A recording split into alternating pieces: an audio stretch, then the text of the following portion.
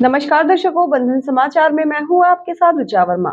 खबर जिला बिजनौर के धामपुर से है, जहां राष्ट्रीय हिंदू रक्षा सेना के तत्वाधान में हिंदू राष्ट्र स्थापना हेतु हिंदुत्व एवं राष्ट्रवाद के लिए समर्पित सनातन यात्रा का राष्ट्रीय हिंदू रक्षा सेना के जिलाध्यक्ष ठाकुर मनीष चौहान के नेतृत्व में जोरदार स्वागत किया गया।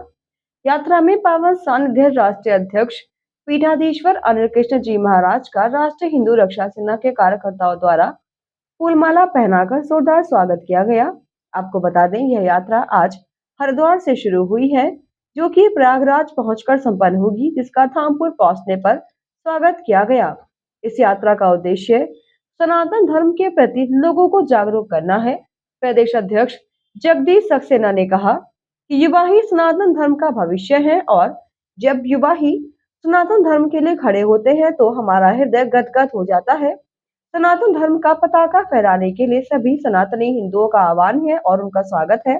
उन्होंने कहा कि सनातन धर्म से ही सभी धर्म निकलते हैं, इसलिए हमें यह नहीं भूलना चाहिए कि हम सनातन धर्म का आघात करने वालों में अपना योगदान करेंगे।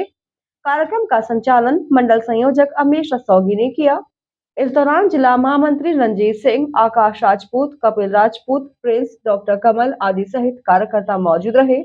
पीठाधीश्वर अनिल कृष्ण जी महाराज ने बताया, देखिए, सनातन यात्रा का सबसे बड़ा मूल्य उद्देश्य हमारा, क्योंकि भारत ही एक संपूर्ण विश्व में ऐसा देश है जहां पर सनातन धर्म को सीखने का, सनातन धर्म को जानने का और सनातन धर्म की पद्धति को अपना करके जो हम समूचे विश्व को ज्ञान देते हैं, समूचे विश्व को मार्गदर्शन करते हैं, उसी सनातन धर्म के ऊपर यदि आघात किया जाता है और उनको आघात को देख करके हम लोग भी उन जिहादियों का समर्थन कई बार करने लगते हैं, क्योंकि ऐसे तो किसी में हिम्मत है नहीं सनातन धर्म पर कोई उंगली उठा सके, तो वो सनातन धर्म के मान बिंदुओं को चुनते हैं। कहीं मठ मंदिरों को तोड़ा जाएगा, कभी किसी संतों को टारगेट किया जाएगा या किसी मठ मंदिर के पुजारी को टारगेट करके सनातन धर्म को आघात पहुंचाते हैं और वो सोचते हैं कि सनातन धर्म को आघात पहुंचाया जाएगा तो सनातन धर्म को सबसे नीचा माना जाएगा। सनातन धर्म जो जब नीचा माना जाएगा तो भारत विश्व गुरु फिर नहीं हो पाएगा।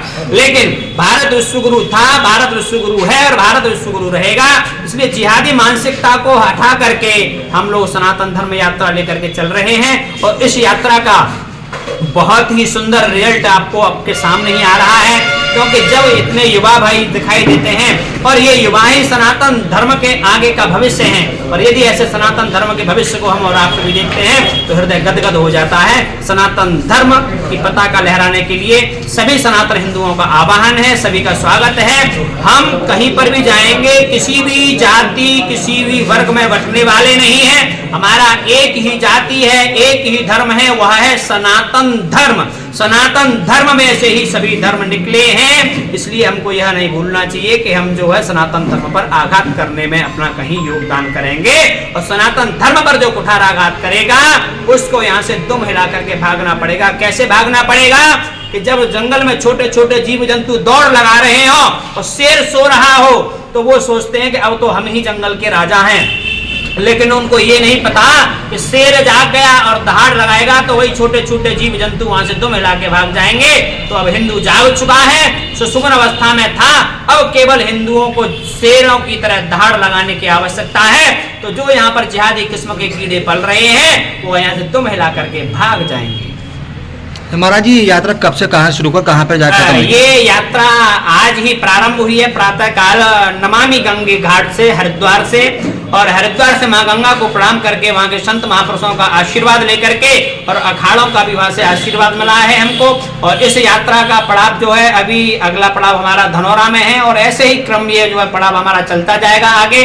और यहाँ से लेकर के हम लोग जैसे गंगा मैया आई हैं और आकर के उनका प्रयागराज में गंगा यमुना सरस्वती का संगम होता है, इसलिए हम यत्र तत्र जाकर के सभी संगठनों को साथ लेकर के, सभी हिंदू भाई बहनों को साथ लेकर के जैसे गंगा मैया का संगम हुआ है वैसे ही हम अपने इस सनातन यात्रा का जो है प्रयागराज में जाकर के संगम करेंगे और वहीं से आगाज हो जाएगा कि इस तारीख को हमारा हिंदू राष्ट्र घोषित होने वाला है। क्योंकि अमौखिक तौर पर तो सब लोगों को पता है, लेकिन मौखिक नहीं, अब लिखित में भी चाहिए। और इसी के साथ जुड़े रहे बंधन समाचार के साथ।